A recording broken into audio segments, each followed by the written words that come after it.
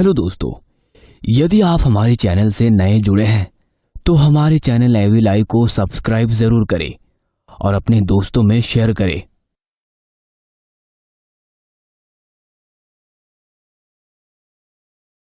क्या है ब्रोकर साहब, पूरे गोवा में आपको एक ढंग की प्रॉपर्टी नहीं मिल रही है।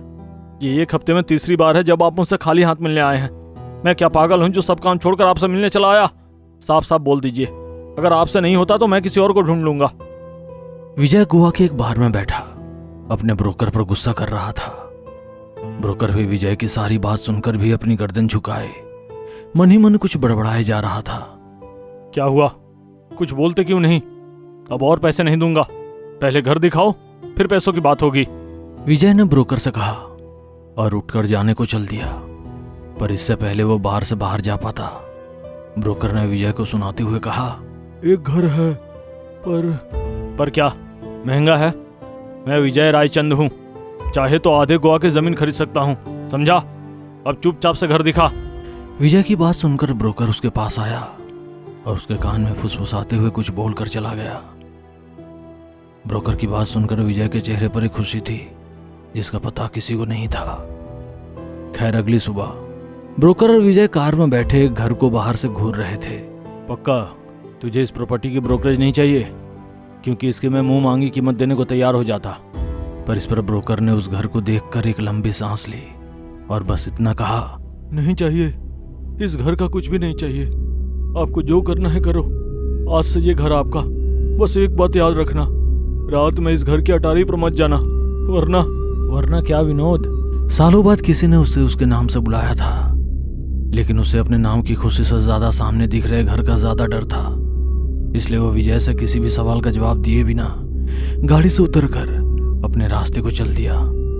ब्रोकर विनोद के जाने के बाद विजय पहले तो कुछ देर अकेले ही घर को घूरता रहा और फिर ना जाने उसे क्या सूझी, वो एक झटके में गाड़ी से उतरा और सीधा घर के अंदर चला गया। कमाल है, विनोद तो कह रहा था कि यह घर पिछले 23 सालों से बंद है, लेकिन घर तो इतना साफ लग रहा है जैसे आज ही इसे कोई खाली करके गया हो। विजय खुद से कहता हुआ पूरे घर का मुआयना कर रहा था। अकेले ही पूरे घर की हर एक चीज और सामान को अपने हाथों से छूता और वापस उसी जगह पर रख देता। दरअसल विजय इस वक्त जिस घर में था उसके आसपास कोई घर नहीं था। अगर कुछ था तो घर के ठीक सामने कभी न खत्म होने वाला खारा समुद्र, जिससे आती ठंडा हवा विजय अपने चेहरे पर साफ महसूस कर रहा था। विजय को यह घर बहुत पसंद आया था, इसका व्यू, इसकी लोकेशन, सब कुछ। पर अचानक ही उसे ऐसा महसूस हुआ जैसे कोई घर की छत से उसे देख रहा था। पर जब विजय ने ऊपर देखा तो वहां उसे कुछ भी दिखाई नहीं दिया। फिर अचानक ही फोन बजने की आवाज से पूरा शरीर कांप चुका था। दरअसल विजय की होने वाली पत्नी नैना का वीडियो कॉल आया था। विजय ने भी कॉल उठा नैना को सरप्राइज देते हुए घर की डील के बारे में बता दिया और वीडियो कॉल पर ही विजय नैना को पूरा घर दिखा रहा था। तो कैसा लगा हमारी पत्नी को हमारा नया घर? विजय ने बड़े रोमांटिक अंदाज से नैना से पूछा था, लेकिन नैना कुछ खोई खोई नजर आ रही थी। उसने फोन पर ही विजय से पूछा, ये घर इतना गंदा क्यों है और जगह जगह ये खून जैसे लाल निशान क्या है? तुमने किसी को बोला नहीं ये साफ करने को? खून के लाल निशान? पर कहाँ, यहाँ तो सब कुछ साफ दिख रहा है। अब ये बातें छोड़ो और फ्लाइट लेकर जल्दी से मुंबई से गोवा आ जाओ। I have plan something for you.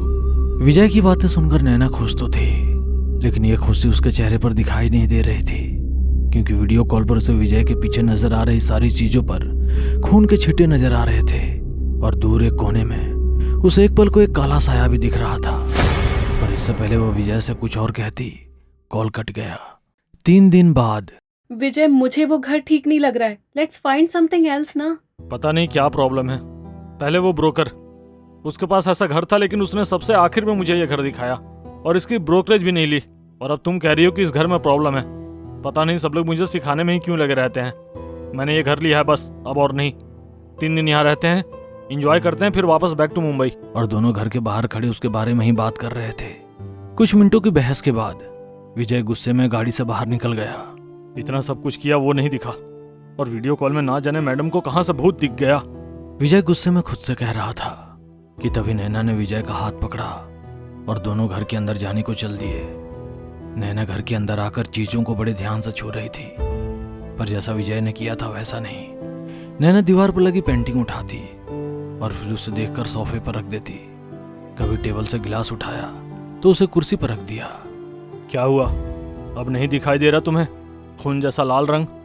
नैना घर को देख ही रही थी कि अचानक ही विजय ने नैना पर ताना कसते हुए कहा, जिसके जवाब में नैना विजय को कुछ कहने ही वाली थी कि अचानक ही उसे विजय के ठीक ऊपर एक औरत की सड़ी हुई लाश लटकती दिखी, जो खुद भी बस एक टक नैना को ही देख रही थी। और ऊपर क्या देख रही हो? मैं सामने खड़ा हूं तुम्हारे। जिससे कि ध्यान भटका और वो लाश पलक झपकते ही गायब हो गई। लाश को देख नैना का डर आसमान छूने लगा था, पर उसने विजय से एक लफ्ज नहीं कहा, बस अकलाते हुए इतना पूछा, ऊपर का रास्ता किस तरफ है? इस पर विजय ने उदास होकर कहा, यार छत पर मैं खुद 2-3 बार जाने का ट्राई कर चुका हूँ, पर ऊपर का दरवाज़ा खुलता ही नहीं। लगता है बारिश की वजह से जाम हो गया है। कोई नहीं, जब परमानेंट शिफ्ट करेंगे तो सब कुछ ठीक करवा लेंगे। ठीक है, अब इस घर में तभी आएंगे जब तुम यहाँ पर सब कुछ ठीक करवा लोगे। ओके, अब चलो चलते हैं यहाँ से। नैना ये कहते हुए तेज कदमों से घर के बाहर जाने को हुई ही थी कि अचानक ही विजय ने नैना का हाथ पकड़ उसे अपनी बाहों में भर लिया और नैना को बेतहाशा चूमने लगा। नैना ने तो पहले इन सब से इनकार किया, लेकिन विजय के आगे उसकी एक न चली और दोनों ही सुनसान घर में एक अंधेरे कोने में किसी सांप की जोड़ी की तरह एक दूसरे से लिपटने लगे। दोनों का प्यार परवान की कमान पर चढ़ा ही था कि अचानक ही एक तेज आवाज के साथ दरवाजे के खुलने की आवाज आई। दोनों को लगा कि शायद कोई अनजाने में उनके घर में घुस आया है। यही सोचकर विजय तुरंत ही कपड़े पहनकर कमरे से बाहर आ गया, लेकिन जब उसने आसपास देखा तो सब कुछ वैसे का वैसे ही था। क्या हुआ? ये आवाज कैसी थी?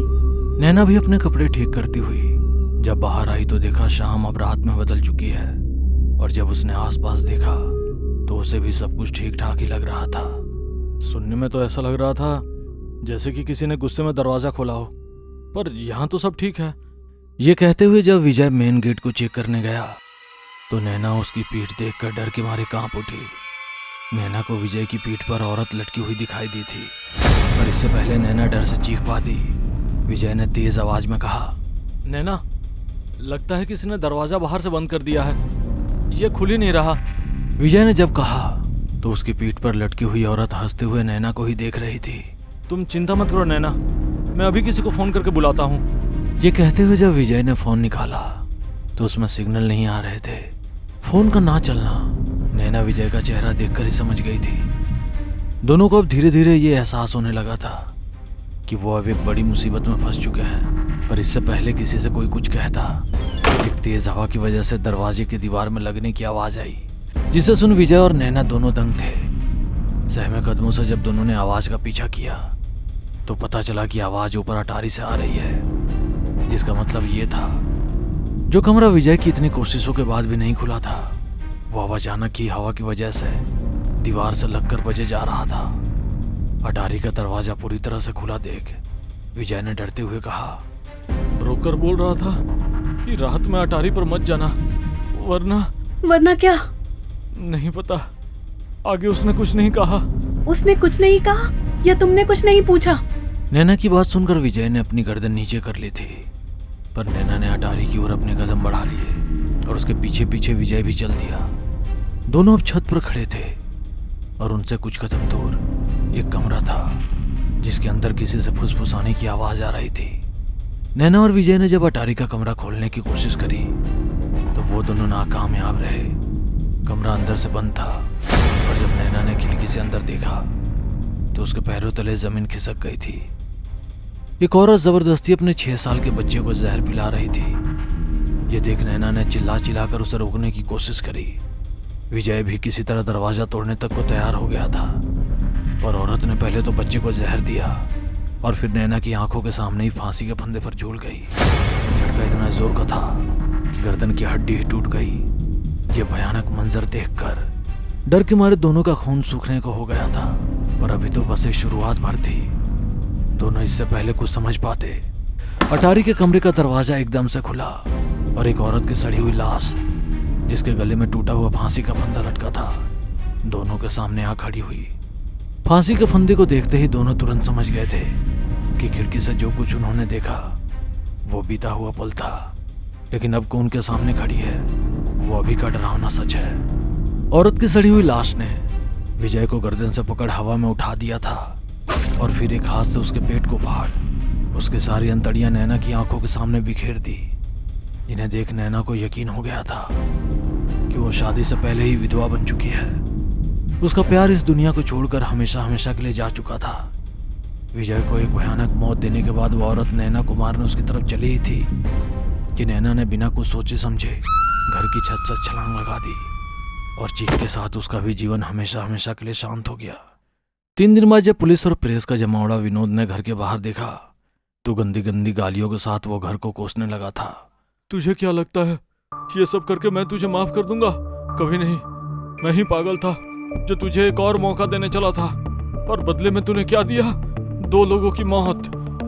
विनोद को इस तरह से चीखते देख पुलिस ने जब उससे पूछताछ की तब जाकर सारा मामला सामने आया।